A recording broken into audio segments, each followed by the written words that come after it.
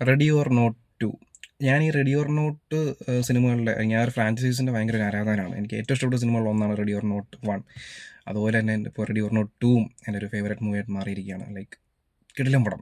എന്താ പറയുക, എനിക്ക് പ്രത്യേകിച്ച് ഇങ്ങനത്തെ ഒരു കോൺസെപ്റ്റുകൾ ഭയങ്കര ഇഷ്ടമാണ്. ഇപ്പോൾ ഈ പറഞ്ഞ സാത്താൻ സേവ അല്ലെങ്കിൽ അതുപോലത്തെ കഥകൾ ചർച്ച ചെയ്യുന്ന സിനിമകൾ.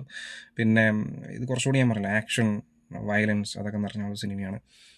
ഭയങ്കര ഭയങ്കര അടിപൊളിയാണ്. ഭയങ്കര നമ്മൾ പടം തീരണ അറിയില്ല, അത്ര എൻഗേജിങ് ആണ് പടം. ഭയങ്കര ലൈക്ക് ഒരു ഒരു നിങ്ങൾക്കറിയാലോ റെഡി ഓർ നോട്ട് ഫസ്റ്റിൻ്റെ കഥ അറിയാലോ, ആ സെയിം കഥ തന്നെയാണ് ഇവിടെയും വരുന്നത്. ഇവിടെ ആകുമ്പോൾ കുറച്ച് കൂടുതൽ ആൾക്കാരുണ്ട്. രണ്ട് രണ്ട് ഗേൾസാണ് മെയിൻ ലീഡ് ചെയ്യുന്നത്. പക്ഷേ അവർക്ക് ഓപ്പോസിറ്റ് വരുന്ന ഒരു 10 സംതിങ് ആൾക്കാർ വലിയ വലിയ വില്ലന്മാരാണ്. അവരിൽ നിന്ന് എങ്ങനെ ഇവർ രക്ഷപ്പെടും? ആ ഒരൊറ്റ ലൊക്കേഷനിൽ നടക്കുന്ന റെഡി ഓർ നോട്ട് ഫസ്റ്റ് പോലെ തന്നെ ഒരൊറ്റ ലൊക്കേഷനിൽ നടക്കുന്ന കഥയാണ്. അപ്പോൾ അവിടെ നിന്ന് ഈ പറയുന്ന ഇന്ന ടൈം ആകുമ്പോഴത്തേക്കും ഇവർ സർവൈവ് ചെയ്യണം. സോ അവരെങ്ങനെ സർവൈവ് ചെയ്യും, അവരെങ്ങനെ ഇത് മറികടക്കും എന്നുള്ളതാണ് കഥ. അപ്പോൾ ഞാൻ പറഞ്ഞല്ലോ, നിങ്ങൾക്ക് റെഡി ഓർ നോട്ട് ഫസ്റ്റ് ഇഷ്ടപ്പെട്ടെങ്കിൽ ഇതും ഇഷ്ടപ്പെടും. കാരണം എനിക്ക് രണ്ടും ഏകദേശം ഒരേ ലെവലിൽ പോലെയാണ് ഫീൽ ചെയ്തത്. പലർക്കും പല അഭിപ്രായം ആയിക്കോട്ടെ. ചിലവർക്ക് ഈ പറഞ്ഞ റെഡി ഓർ നോട്ട് ഫസ്റ്റ് ആയിരിക്കും ഏറ്റവും കൂടുതൽ ഇഷ്ടപ്പെട്ടു. പക്ഷേ എനിക്ക് രണ്ടും ഒരേ ലെങ്ത് പോലെയാണ് ഫീൽ ചെയ്തത്.